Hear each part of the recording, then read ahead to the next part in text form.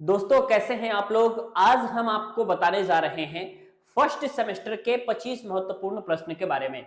अगर आपने इन 25 महत्वपूर्ण प्रश्नों को सॉल्व कर लिया और अगर आप सॉल्व करके परीक्षा में चले गए तो आप समझ जाइएगा कभी आप फेल नहीं हो सकते हैं, क्योंकि इसी तरीके के प्रश्न जो है आपसे पूछे जाते हैं और सारे के सारे क्वेश्चन हमने सेलेक्टिव लिए हैं। तो इन 25 क्वेश्चन को बिना पढ़े आप मत जाइएगा। स्वागत है दोस्तों आप सभी का पांडे जी टेक्निकल के इस यूट्यूब चैनल में। मैथ्स का दोस्तों ये 25 क्वेश्चन रहने वाला है। इसके साथ ही साथ दोस्तों मैं आपको ये बता देना चाहता हूं कि अगर आप भी हमारे पांडे जी टेक्निकल एप्लीकेशन से जुड़ना चाहते हैं तो आप पांडे जी टेक्निकल के एप्लीकेशन को जरूर डाउनलोड कर लीजिएगा। साथ ही साथ अगर आपको कोर्स से जुड़ना है तो आप व्हाट्सएप कर लीजिएगा, क्योंकि दोस्तों हमारे कोर्स में पूरी कंप्लीट पढ़ाई होती है पूरे फर्स्ट सेमेस्टर की। पूरे फर्स्ट सेमेस्टर में दोस्तों आपके पास कराने की गारंटी ली जाती है। एप्लीकेशन पे सारी क्लासेस आपकी चलती है, जिसकी फीस आपकी होती है दोस्तों कितना, तो सिर्फ 299 रुपए, और 299 रुपए में ही आपको पूरा कंप्लीट क्लास दोस्तों मिलता है। तो आइए दोस्तों आपकी क्लासेस की स्टार्ट करते हैं। सबसे पहली बात ध्यान दीजिएगा कि क्वेश्चन कहां से पूछा जाता है, कैसे पूछा जाता है। यूनिट वाइज हम चलेंगे, इसलिए आपको जो है सारी चीजें अच्छे से देखते हुए चलना है। कौन कौन से यूनिट से कैसे कैसे प्रश्न पूछे जाते हैं। पहला स्टार्ट करेंगे दोस्तों हम समांतर श्रेणी से, क्योंकि चीजें यहीं से आपकी शुरू होती है। यहाँ पे 3 तरीके के क्वेश्चन आपका सबसे ज्यादा इंपॉर्टेंट होता है जो कि पूछा जाता है। पहला आप क्वेश्चन देख सकते हैं कि आपके पास दिया है श्रेणी 100, 99, 98 plus dot dot dot dot, ये घटते हुए जा रहा है 47 तक, और कहा जा रहा है कि इसका योगफल ज्ञात करो। आसानी के साथ आप निकाल सकते हैं योगफल के फॉर्मूले Sn is equal to n by 2 2a plus n minus 1 into d से। ठीक है। और सेकंड क्वेश्चन है आपके पास कि किसी समांतर श्रेणी का अगर पीवा पद q है तथा क्यूवा पद p है तो सिद्ध करना है आपको कि p प्लस क्यूवा पद शून्य होगा। ठीक है, ये क्वेश्चन आपसे पूछा जाता है। आइए अब हम क्वेश्चन नंबर 3 आपके पास लिखते हैं और देखिए कैसे क्वेश्चंस आपके पूछे जाते हैं। ठीक है, आपके पास क्वेश्चन है कि 0.123, ठीक है, और सिर्फ यहाँ पे 2 3 पे बार है। आपसे पूछा जाता है कि इसका मान ज्ञात करो। सिंपल से आपसे पूछा जाता है का मान ज्ञात करो। सारे क्वेश्चन दोस्तों आपके पास सिलेक्टिव है और आपका ये भी क्वेश्चन जो है आपके समांतर श्रेणी का ही क्वेश्चन है, तो इसलिए आप इन क्वेश्चंस को भी जरूर याद रख लीजिएगा। 0.123 पर बार है तो इसका आपको मान ज्ञात करना है। ये आपका तीसरा क्वेश्चन था जो कि आप लोगों का पढ़ना है और इस तरीके के क्वेश्चन पूछे जाएंगे। ठीक है, हो सकता है तो यही सेम क्वेश्चन भी आपके पेपर में रिपीट हो सकता है। ठीक है, उसके बाद दोस्तों आपका आता है द्विपद प्रमेय। द्विपद प्रमेय से कैसे क्वेश्चन पूछे जाते हैं भाई। क्वेश्चन पूछा जाता है कि x plus 1 upon x to the power 12 है। ठीक है, तो इसके प्रसार में आप लोगों को मध्य पद ज्ञात करना है। के प्रसार में मध्य पद ज्ञात करो, मतलब कि के प्रसार में मध्य पद ज्ञात करो। इससे क्वेश्चन आप लोगों का जरूर क्वेश्चन पूछा जाता है। ठीक है, मतलब कि मध्य पद से क्वेश्चन दोस्तों आपका जरूर पूछा जाएगा अगर आप लोगों को द्विपद प्रमेय से क्वेश्चन पूछता है। और वैसे द्विपद प्रमेय वाला जो आपका टॉपिक है वो बहुत शानदार टॉपिक है और द्विपद प्रमेय से 100% है कि दोस्तों क्वेश्चन पूछा जाएगा। ठीक है, एक तो आपका x टू द पावर 4 का गुणांक या x टू द पावर 3 का गुणांक, ऐसे क्वेश्चन, या फिर आप लोगों के डायरेक्टली जो है मध्यपद। मैं आपको वो भी क्वेश्चन आपको करके बता देता हूं कि कैसे क्वेश्चन पूछे जाते हैं। अब द्विपद प्रमेय में जब भी क्वेश्चन आएगा तो इसी तरीके के क्वेश्चंस आएंगे, तो आपको इनको प्रैक्टिस जरूर करना है। ठीक है, 4 क्वेश्चन हो चुका है। उम्मीद है कि बहुत सारे क्वेश्चन आपको ऑलरेडी आ भी रहे होंगे।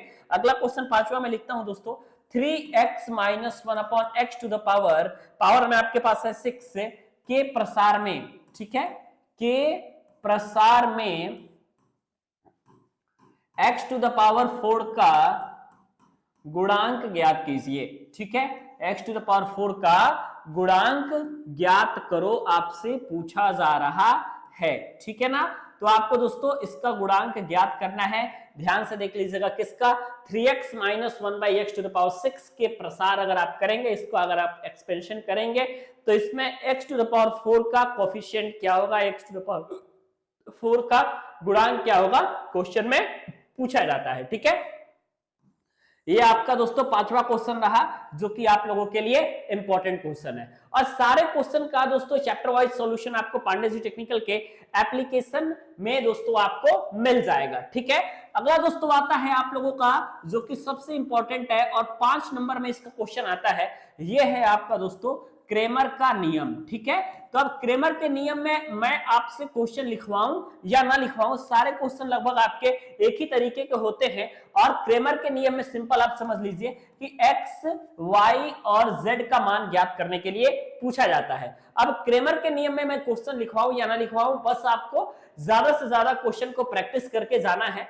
क्रेमर के नियम में एक्स वाई जेड का के टर्म में आपका 3 इक्वेशन दिया रहता है, जिसमें आपको x का मान, y का मान और z का मान निकालना होता है। आप आसानी के साथ क्रेमर के नियम से निकाल भी सकते हैं, और आप मान करके चलिए कि ये फिक्स है।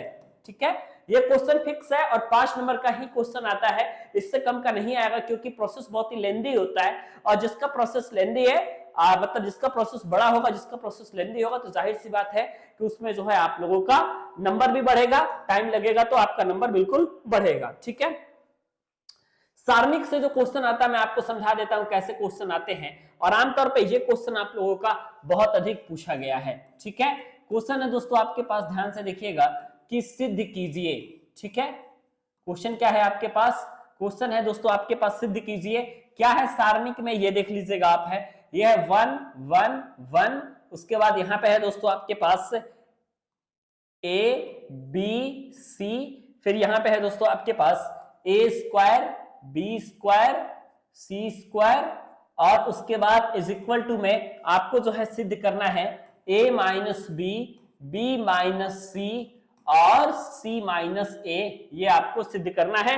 अगर आप इसका एक्सपेंशन करोगे तो जाहिर सी बात है कि वो चीजें आपके पास सिद्ध होकर के आ जाएंगी। ठीक है ना, तो इस तरीके का एक्सपेंशन आपसे पूछा जाता है, जो कि सारणिक का एक्सपेंशन होता है, काफी अधिक दोस्तों आपसे पूछा जाता है। ठीक है, इसके बाद अब देखिए मैंने ये दे दिया ना, अब सिद्ध वाला एक क्वेश्चन आपसे आएगा, फिर चाहे ये पूछा जाए, मैक्सिमम चांसेस है कि आपसे यही पूछा जाएगा, लेकिन अगर मान लीजिए नहीं पूछा जाता है तो इस तरीके का कोई और क्वेश्चन भी आपसे पूछा जा सकता है। ठीक है, अब सदिश में आप लोगों से पूछा जाता है कि यदि सदिश, अब सदिश वाला चैप्टर आ गया यहां से। ठीक है, 2 नंबर का एक क्वेश्चन सदिश से और एक 5 नंबर का क्वेश्चन जरूर पूछा जाएगा। ठीक है, सदिश क्या है आपका, यदि सदिश vector a is equal to आपके पास दे रखा है अगर 3i कैप, ठीक है, माइनस 2j कैप, इसके बाद है प्लस 4k कैप, और आपके पास अगर आपके पास b वेक्टर भी दे रखा है,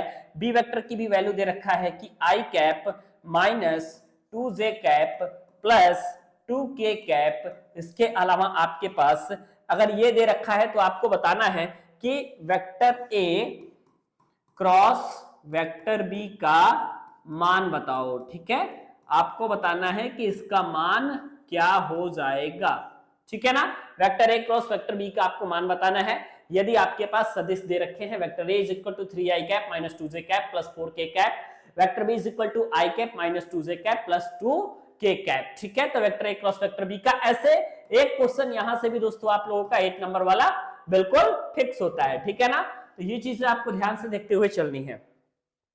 अब आपके पास इसी में का दोस्तों एक प्रूफ वाला भी क्वेश्चन आता है, उसको भी दोस्तों आप जरूर देख लीजिएगा।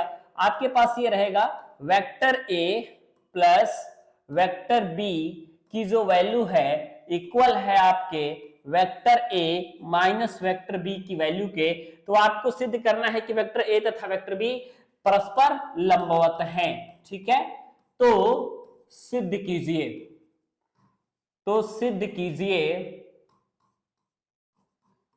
वेक्टर a तथा वेक्टर b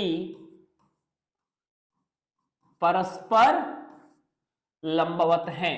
ठीक है, इस तरीके का एक प्रूफ करने के लिए भी आपसे पूछा जाता है। ठीक है, ये चीजें आपको ध्यान से जरूर देखनी है, एक प्रूफ वाला भी पूछा जाता है और एक आपका इस तरीके से वेक्टर का भी क्वेश्चन पूछा जाता है। ठीक है, और एक और मैं यहां पे लिख देता हूं जो कि 2 नंबर का क्वेश्चन है। अगर आपको 2 नंबर चाहिए तो संरेख वाले प्रश्न आप जरूर तैयार कर लीजिएगा। ठीक है, संरेख वाले प्रश्न आप जरूर तैयार कर लीजिएगा। संरेख वाले प्रश्न में क्या होता है कि सिद्ध करना होता है, अगर vector a vector b vector c की वैल्यू दे रखी होती है तो आपको सिद्ध करना होता है कि तीनों पॉइंट आपके संरेख हैं, उनमें आप लोगों को कोलिनियर वाला क्वेश्चन एक क्वेश्चन आएगा, फिर चाहे ये 1 नंबर में पूछा जाए या 2 नंबर में पूछा जाए, क्वेश्चन यहाँ से पूछा जाता है। ठीक है, और जितने क्वेश्चंस मैं आपको करा रहा हूं सारे के सारे आपके सेमेस्टर एग्जाम के इंपॉर्टेंट क्वेश्चन है। आप टेस्ट मान करके आप इसे कर लो या फिर कैसे भी कर लो, लेकिन आप इन क्वेश्चंस को तैयार किए बिना मत जाना, क्योंकि ये आपके लिए नुकसानदायक हो सकता है। ठीक है, क्योंकि क्वेश्चंस तो यहां से दोस्तों पूछे ही जाने हैं। एक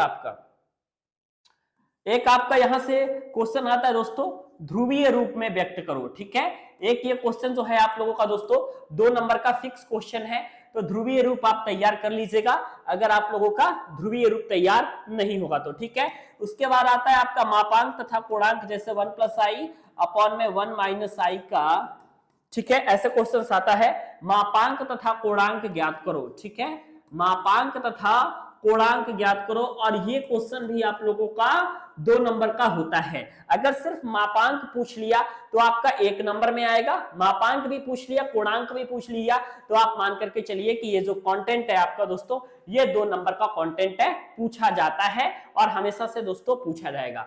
अब आता है आप लोग का एक 5 नंबर का कंटेंट, और ये आता है दोस्तों आपका डिमावियर का प्रमेय। ठीक है,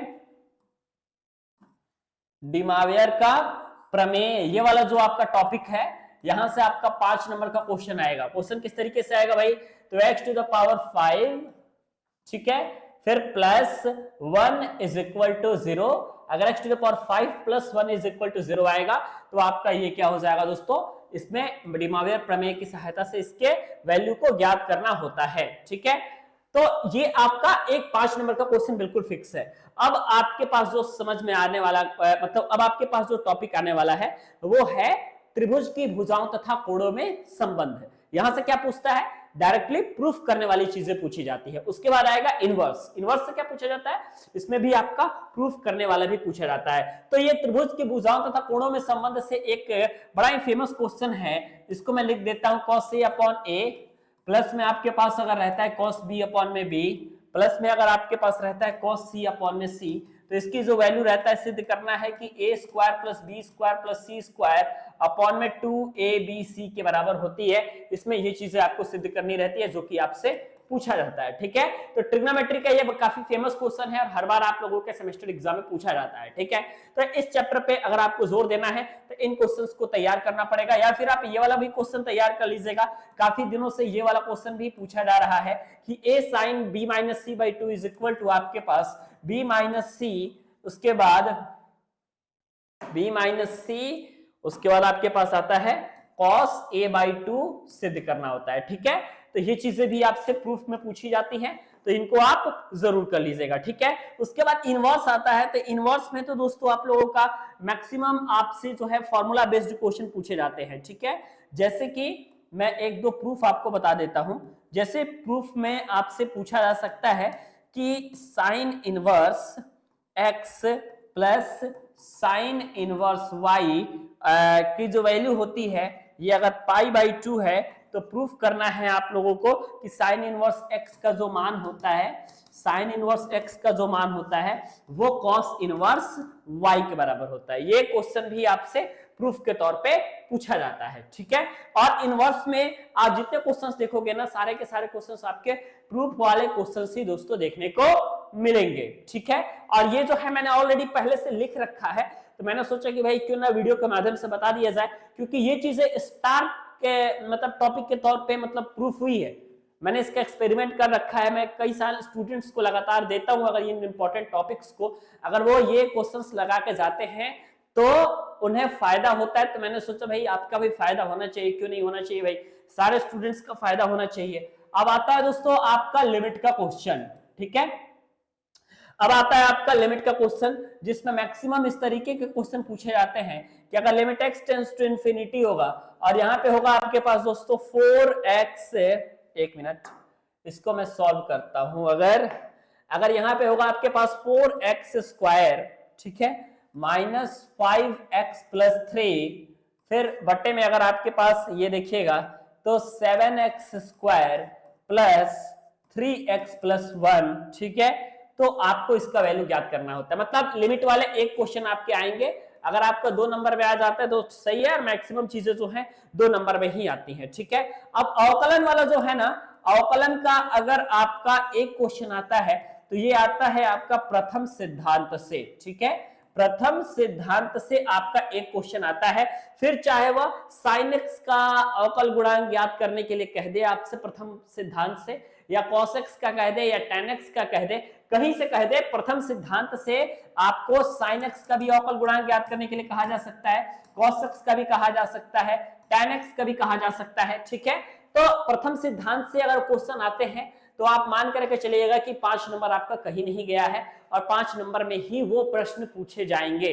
ठीक है, अवकल गुणांक वाले प्रथम सिद्धांत वाले क्वेश्चंस। ठीक है, और इसके अलावा एक ऐसा भी क्वेश्चन आता है कि अगर y is equal to x to the power x और ये अगर इन्फिनिटी बार गया है तो आपसे पूछा जाएगा कि आपको सिद्ध करना है कि इसमें dy बटे में dx की जो वैल्यू होती है ये y स्क्वायर बटे में आपका 1 माइनस वाई, उसके बाद log x और यहाँ पे ब्रैकेट क्लोज करके x, ये आपको सिद्ध करने के लिए भी यहाँ से पूछा जा सकता है। ठीक है ना, तो ये चीजें आपसे पूछने वाला आता है जो कि आपका प्रूफ होता है। एक और क्वेश्चन आता है दोस्तों, अवकलन पे सबसे अधिक फोकस करना है।